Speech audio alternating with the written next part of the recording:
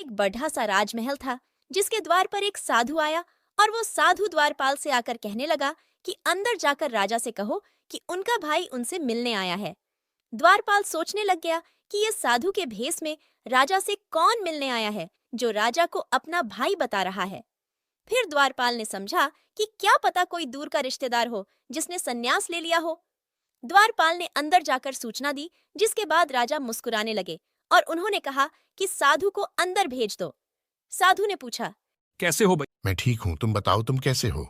साधु ने राजा को कहा कि मैं जिस महल में रहता हूँ वो बहुत ही ज्यादा पुराना हो गया है, कभी भी टूटकर गिर सकता है। यहाँ तक कि मेरे 32 नौकर थे, वो भी एक। सुनकर राजा ने साधु को 10 सोने के सिक्के देने का आदेश दिया, पर साधु ने कहा 10 सोने के सिक्के तो कम है। ये सुनकर राजा ने कहा कि अभी तो इतना ही है, तुम इससे काम चलाओ। इसके बाद साधु वहां से चला गया। साधु को देखकर मंत्रियों के मन में भी कई सवाल उठ रहे थे। उन्होंने राजा से कहा कि जितना हमें पता है आपका तो कोई भाई नहीं है, तो अपने उस साधु को इतना बड़ढ़ा इनाम क्यों दिया? राजा ने जवाब देते हुए कहा, तो भाग्य के दो पहलू होते हैं, राजा और रंक।